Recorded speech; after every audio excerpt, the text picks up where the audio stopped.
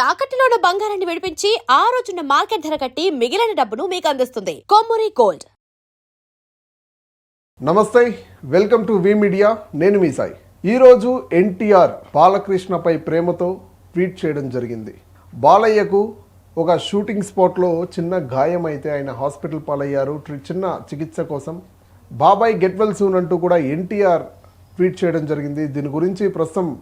దీని గురించి మాట్లాడడానికి సోషల్ యాక్టివిస్ట్ కృష్ణకుమారి మ్యామ్ మనతో పాటు ఉన్నారు. మేడంతో మాట్లాడదాం. మేడం నమస్తే.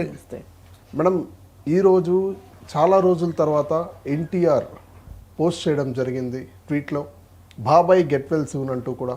గతంలో చూసుకుంటే అభిమానుల మధ్య చాలా గొడవలు, ఎన్టీఆర్ వర్గం ఒకటి, బాలయ్య వర్గం అంటూ ఒకటి, రెండు కూడా కొట్లాట్లు. అంటే మా ఎన్టీఆర్ తోపు, మా బాలయ్య తోపు అంటూ గొడవలు ఎలా చూసుకోవాలంటారు? ఇప్పుడు ట్వీట్ వెనక ఏంటి అసలు కారణం? వాళ్ళ సొంత బాబాయ్ కదండి. బాబాయ్కి జరిగినప్పుడు ట్వీట్ పెట్టకుండా ఎట్లా ఉంటారు? అది కూడా విచిత్రం అని చెప్పి ఎవరన్నా మీడియాలో ప్రచారం జరుగుతుందా ఏంటి అట్లా? ఆబ్వియస్లీ కదా. అంటే కొన్ని పోస్టులు చూసాను నేను. కొన్ని పేజెస్లో పోస్టులు ఏంటంటే ఎన్టీఆర్కి అనుకూలంగా ఒకటి, బాలయ్యకి అనుకూలంగా ఒకటి, అంటే రా పేజెస్లో. ఏం చెప్తారు దానికి? ఇప్పుడు అసలు మామూలుగా జూనియర్ ఎన్టీఆర్కి ట్వీట్స్ పెట్టడం అలవాటు. బాలకృష్ణ ఏమో ఒక ఓల్డ్ స్కూల్ కదా, ఆయన ట్వీట్లు పెట్టడం. ఆయన బయట అవకాశం వచ్చినప్పుడు బయట మాట్లాడేస్తాడు తప్పితే ట్వీట్లు పెట్టడు. ఈయన వాళ్ళ తాత పేరు మార్చినప్పుడే ఈయన ట్వీట్ పెట్టిన మహానుభావుడు. అసలు చాలా వీళ్ళకి గ్యాప్స్ రావటానికి కూడా వాళ్ళది ఎంత తప్పు ఉందో ఈయనది అంతే తప్పు ఉంది, ఈయనది ఎంత తప్పు ఉందో వాళ్ళది అంతే తప్పు ఉంది. కాకపోతే ఏదైనా ఒక సందర్భం వచ్చినప్పుడు మరి బాబాయ్ కదా, దెబ్బ తగిలింది కదా అనే ఉద్దేశంతో గెట్ వెల్ సూన్ అని పెట్టుంటాడు. అసలు పెట్టకపోయినా ఏమంటారు, సొంత బాబాయి ఎన్ని గొడవలు ఉన్నా కానీ కనీసం నువ్వు త్వరగా కోలుకో అని కూడా పెట్టలేదేంటి అని అంటారు. పెడితేనేమో దీని వెనకమాల ఏముంది అనేది ఆలోచిస్తారు. పైగా ఇప్పుడు అసలు ఒక పొలిటికల్ హీట్ కూడా నడుస్తుంది. ఏంటి అంటే జూనియర్ ఎన్టీఆర్ రాజకీయాల్లోకి వస్తాడు అని, రా ఎన్టీఆర్ అని చెప్పి ఇప్పుడు ఒక నడుస్తుంది. కొత్త నినాదం పైకి వచ్చింది, ఏంటి రాజకీయంగా సీఎం అవ్వాలి అనేసి. అంటే జూనియర్ ఎన్టీఆర్ నేను రాజకీయాల్లోకి వస్తే నాకు అవకాశాలు ఎలా ఉండబోతున్నాయి అనేది పరీక్షించుకోవటానికి ఆయన ఒక ఆపరేషన్ నిర్వహిస్తున్నాడు సొసైటీలో. ఆయన సొంత పిఆర్ టీమ్ తోటి. అదంతా వాళ్ళ టీమే, అది వీళ్ళేమి వేరే ఎవరూ కాదు. వాళ్ళు ఏం చేస్తున్నారంటే జూనియర్ ఎన్టీఆర్ పేరు చెప్తే అసలు ప్రజలు ఎట్లా స్పందిస్తారు, సమాజం దీన్ని ఎట్లా యాక్సెప్ట్ చేస్తుంది అనేది చూసి ఇప్పుడు మనకి పెద్ద పెద్ద కంపెనీలు కొన్ని ప్రోడక్ట్స్ లాంచ్ చేస్తూ ఉంటాయి. లాంచ్ చేసినప్పుడు లాంచ్ చేయాలనుకునే ముందు ఏం చేస్తాయి అంటే అవి కొంతమందితోటి వాడిచ్చి చూస్తాయి. వాళ్ళు దాని మీద వాళ్ళ ఫీడ్బ్యాక్ ఏమిస్తారో చూసుకుని దాన్ని బట్టి ఆ ప్రోడక్ట్ని బాగా లాంచ్ చేయాలా, లేదు ఏదో ఎలాగూ తయారు చేశాం కాబట్టి మొక్కుబడిగా లాంచ్ చేయాలా, ఇలా రకరకాలుగా ఆలోచిస్తారు. ఇప్పుడు ఒక సినిమా కూడా అంతే కదా, హెవీ బడ్జెట్ సినిమా అని ఓదర కొడతా ఉంటారు. కానీ సినిమా అంతా కంప్లీట్ అయిన తర్వాత కొన్ని సినిమాలు చాలా నార్మల్గా రిలీజ్ అవుతాయి. కొన్ని ఏమో వాళ్ళకి బాగా కాన్ఫిడెన్స్ ఉన్నప్పుడు బాగా బంబాట్గా ప్రచారం చేసేసి ప్రీ రిలీజ్ ఫంక్షన్లని అదని ఇదని హడావుడి చేసేస్తూ ఉంటాయి. అంటే ఏంటంటే ఆల్రెడీ ప్రజల్లోకి వెళ్ళిన తర్వాత ప్రజల అభిప్రాయాలు ఎలా ఉన్నాయి అనేది చూసుకుని దాన్ని బట్టి మనం ఇంకా ముందుకు అడుగేద్దామా వద్దా, ఇంకా ఈ సినిమా మీద ఖర్చు పెడదామా లేదా. ఇప్పుడు మునిగిపోద్ది అనుకున్న నౌకకి మరమ్మతులు ఎవరు చేస్తారు చెప్పండి? అంతే కదా. ఇప్పుడు ఈయన కూడా అంతే. అసలు నేను రాజకీయాల్లోకి వస్తే ఏమవుద్ది, రాకపోతే ఏమవుతుంది. ఇప్పుడు జనరల్గా ఏం మాట్లాడతారంటే ఎవరైనా సరే, ఇప్పుడు వాన వస్తుందని చెంబులో నీళ్ళు బారబోసుకుంటారా అని అంటారు, సామెత. అట్లా ఇప్పుడు ఈయనకి ఇంత పెద్ద సినిమాలో అతనికి ఇంకా మార్కెట్ బాగుంది, ఏజ్ కూడా ఉంది, చిన్నోడే కదా. అంతకుముందు కూడా ఆయన ఈ మాట అని ఉన్నాడు, నేను ఇంకా చిన్నోడిని, ఇప్పుడు సినిమా ఇండస్ట్రీలో నేను ఇంకా చాలా చేయాల్సిన క్యారెక్టర్లు ఉన్నాయి, అప్పుడే నాకేం వయసు అయిపోయిందని ఇలా మాట్లాడి ఉన్నాడు. కానీ ఇప్పుడు ఏమనుకుంటున్నాడు అంటే నేను ఇప్పుడు రాజకీయాల్లోకి వస్తే ఎలా ఉంటుంది, లేదు అనుకుంటే ఇప్పటి నుంచినే నేను ఒక ప్లాట్ఫామ్ క్రియేట్ చేసుకుంటే ఎలా ఉంటుంది.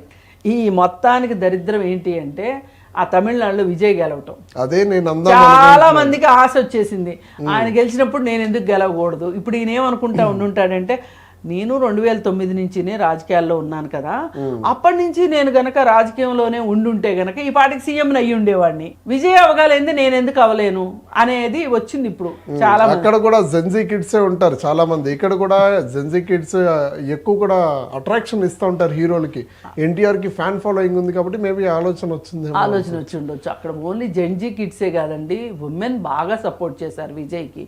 ఉమెనే కాదు, చాలా మంది విసిగిపోయి డిఎంకే పాలనకి విసిగిపోయి, పైగా ఏఐఏడిఎంకే వాళ్ళ మీద నమ్మకం లేక ఒక కొత్త రక్తం కావాలనుకున్నారు, ఒక కొత్త గాలి కావాలనుకున్నారు. అందుకని విజయ్ గెలవడానికి అక్కడ ఫ్యాక్టర్స్ వేరే ఉన్నాయి.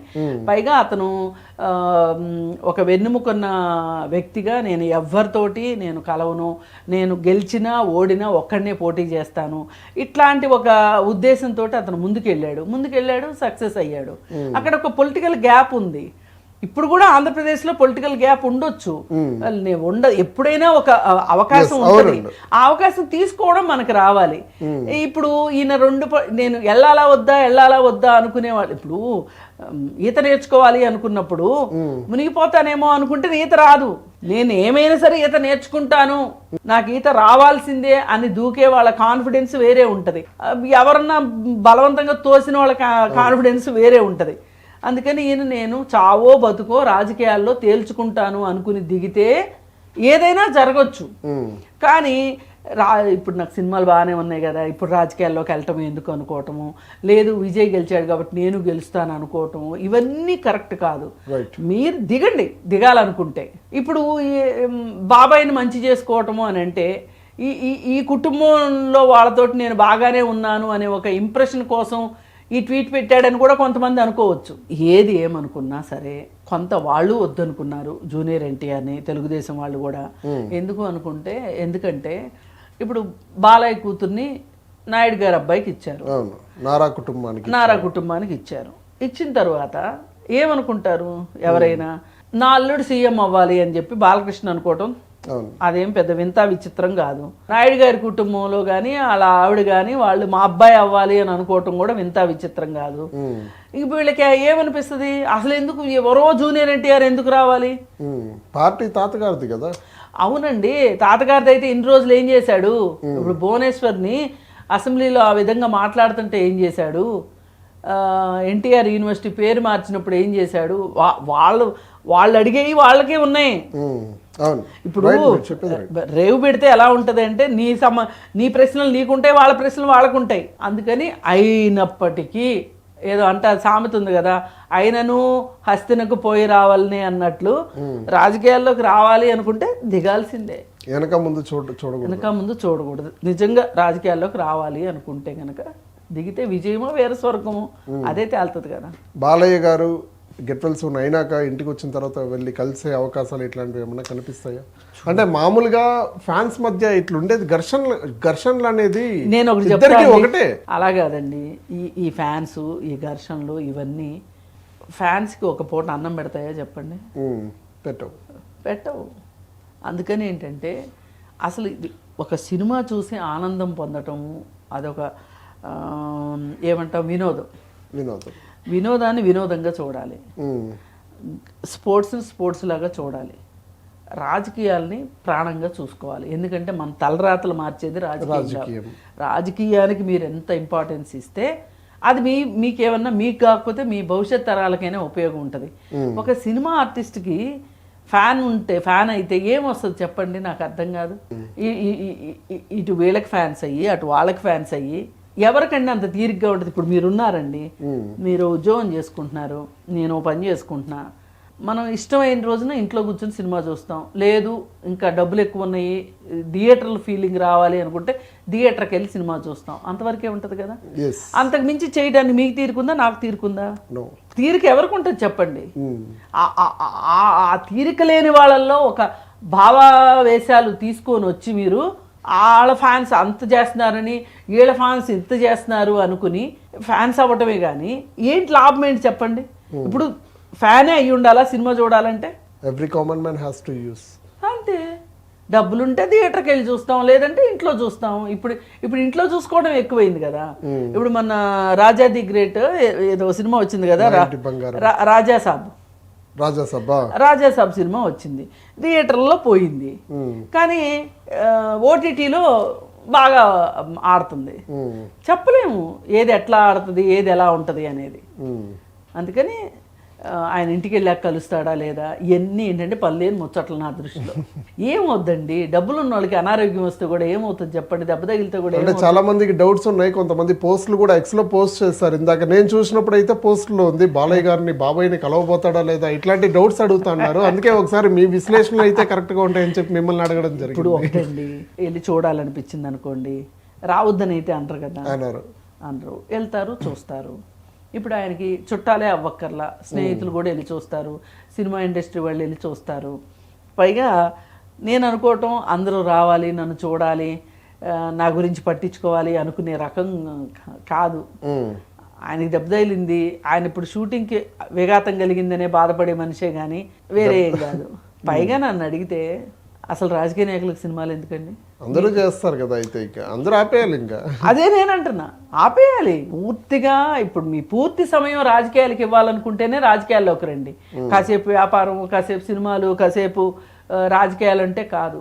పూర్తి స్థాయిలో సమయాన్ని ప్రజల సేవకి మీరు అంకితం కావాలి. పవన్ కళ్యాణ్ సినిమాలు చేయటం కరెక్ట్ కాదు, బాలయ్య చేయటం కరెక్ట్ కాదు, చేయకూడదు. అసలు వీళ్ళు సినిమాలు చేయకోకుండా అంకితం కావాలి. అవునండి, right. Thank you so much అండి, మీ విశ్లేషణ అందించినందుకు థ్యాంక్ యూ.